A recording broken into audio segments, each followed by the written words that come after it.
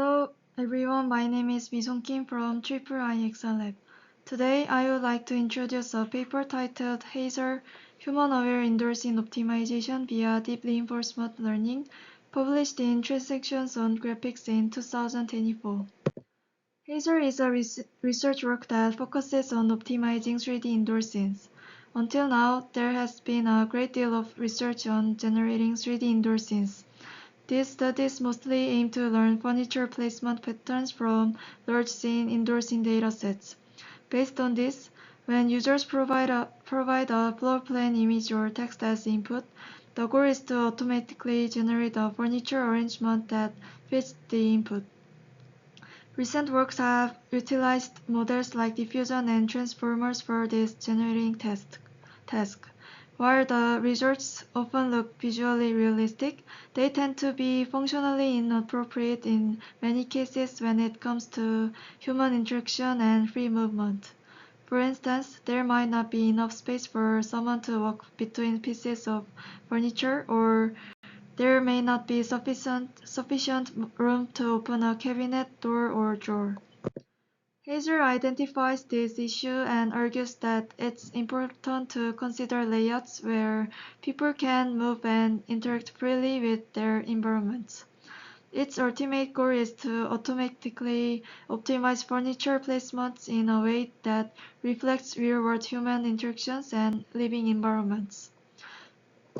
To tackle this challenge, the authors use reinforcement learning to deal with the complexity of indoor scenes, the variety of optimization goals, and the need for planning over long sequences of actions. They combine DeepQ network, which predict action values, with Monte Carlo tree search, a simulation-based search algorithm. Moreover, to handle interactive objects like drawers, they represent the scene as a two-layer graph. Furniture is broken down into parts, and each part and object is treated as a node in the graph with relationships between them. One of the most important aspects of this method is the use of human-aware reward system, which ensures that the learned Q network reflects how people move and interact with the space. Let me now explain the method in more detail. First, the entire 3D scene is represented as a two-layer graph. This structure is designed to capture moveable parts. Each part, like a drawer or a cabinet door, becomes a node in the lower layer. The complete furniture object is represented as a node in the upper layer. Each port level node contains information such as position, size, orientation, and whether it can move. Object level nodes include data like position, size, orientation, and category. Edges are only created between objects that are close together in space. To more precisely model movable parts, two types of mechanism are considered: hinges like doors that swing open, and sliders like drawers that pull out. For each part, three different states are included in the graph: a lower limit, an upper limit, and a middle point, representing possible positions along its path. One of the key contributions of the paper is the concept of human-scene interaction. The authors argue that in order to guarantee successful human-scene interaction, two main aspects need to be considered. First, interaction between human and objects. People must be able to manipulate movable parts of furniture. For example, a person should be able to stand in front of a drawer and have enough room to open it. Enough free space for movement also important. The room must not be overly crowded with furniture, and people should be able to move freely.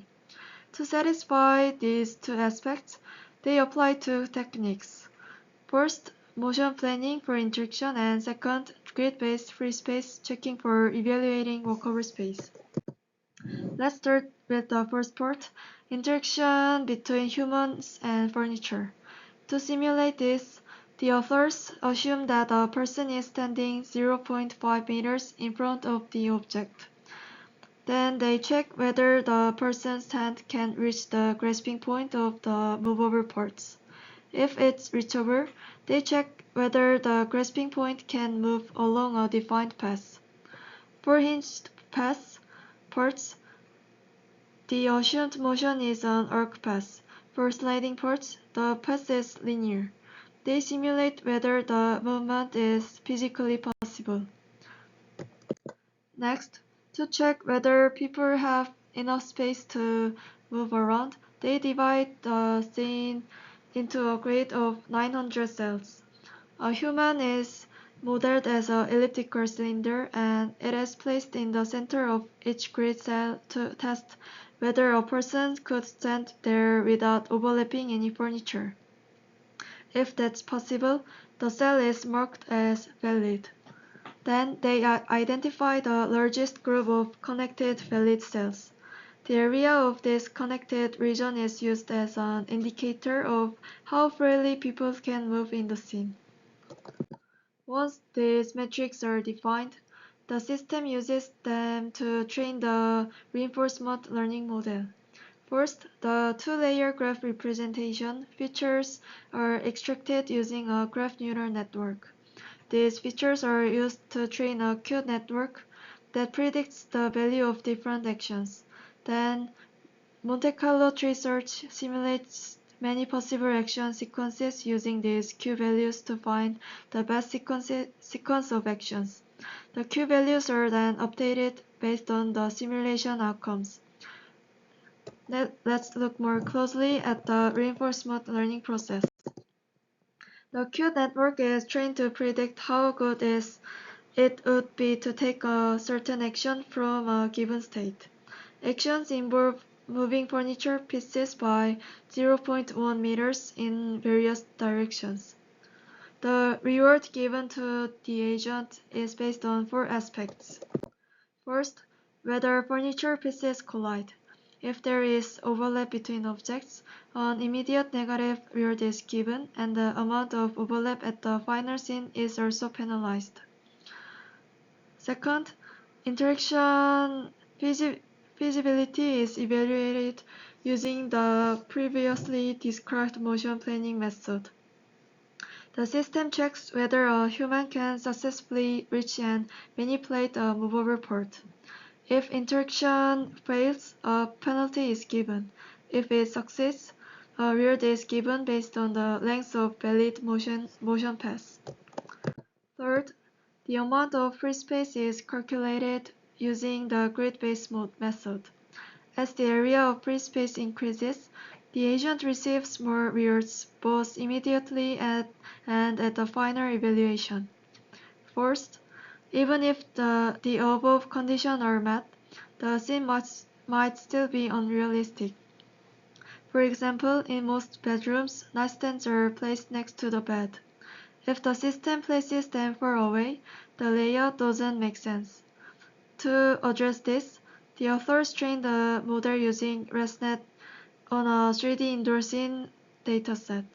This model predicts whether a generated scene is reasonable or not, and its output is used to provide additional rewards. Since the reinforcement learning process is continuous, there is no fixed endpoint, so the system introduces a special virtual object to the action set. If the agent selects this object, it signals the decision to stop optimizing the scene. Through training, the model learns how to adjust furniture positions to improve human interaction and free space. For example, at the beginning of training, a drawer might be blocked and unusable. After optimization, the layout is improved so that there's enough room in front of the drawers to open it. For evaluation, the same metric used for rewards are applied. These include the scene's classification results from the ResNet-based model, the degree of furniture collisions, whether movable parts can be successfully interacted with, and the total area of walkable space. When compared to previous methods using these evaluations, Hazel shows significantly better performance. That concludes my presentation. Thank you for listening.